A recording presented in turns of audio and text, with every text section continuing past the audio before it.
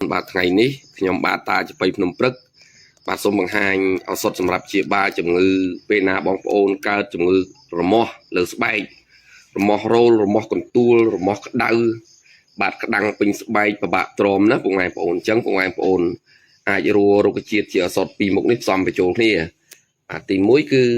សាវម៉ាវព្រៃនេះបងប្អូនណាបាទគឺស្លឹកសាវម៉ាវនេះបងប្អូនបេះយកតែស្លឹកទេណាបាទយើងបេះយកតែស្លឹកសាវម៉ាវអញ្ចឹងមកបាទធ្វើមកឲ្យបានចំនួនមកក្តាប់ដៃតឹងបាទនឹងទី1ស្លឹកសាវម៉ាវរីឯទី2បាទបងប្អូនគឺសសក់ក្អែកបាទទី2ហ្នឹងគឺស្លឹកសសក់ក្អែកនេះឯងឬក៏លឹកក្អែកហ្នឹងបាទបងប្អូនបេះយកតែស្លឹកទេបាទបេះយកតែស្លឹកលឹកក្អែកហ្នឹងចំនួនមកក្តាប់តឹងដែរបាទអញ្ចឹងបងប្អូនយកស្លឹកទាំងពីរមុខនេះដាក់ចូលគ្នាបងប្អូនណាបាទស្លឹកលឹកក្អែកនិងស្លឹកសាវម៉ាវនេះចំនួនមួយមុខមកក្តាប់តឹងហើយបុកចូលគ្នាឲ្យម៉ត់ហើយ